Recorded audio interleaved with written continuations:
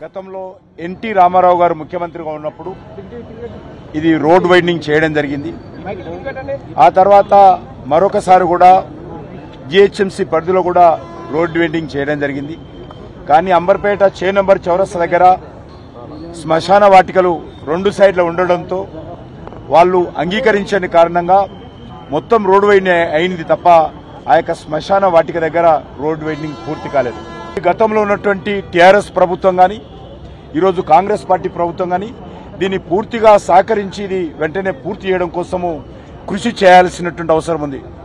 ఎందుకంటే land acquisition భూసేకరణ అనేటువంటిది రాష్ట్ర ప్రభుత్వ పరిధిలోనిది.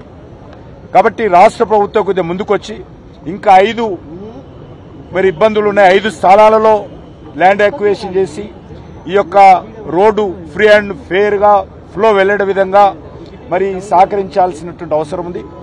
6 ప్రాంతాలలో రాష్ట్ర ప్రభుత్వము భూసేకరణ చేసి జాతీయ రహదారుల విభాగానికి కేంద్ర ప్రభుత్వానికి ఇచ్చినట్లయితే అది ఆ యొక్క కింది సైడ్ రోడ్డు కూడా వేగవంతంగా చేయడానికి పూర్తి చేస్తామని చెప్పి అధికారులు చెప్పడం జరిగింది. అందుకే శివరాత్రి నుంచి ఈ ఫ్లైఓవర్ పై నుంచి తాత్కాలికంగా ట్రాఫిక్ వదలాలని చెప్పి నేను ఆదేశించడం జరిగింది.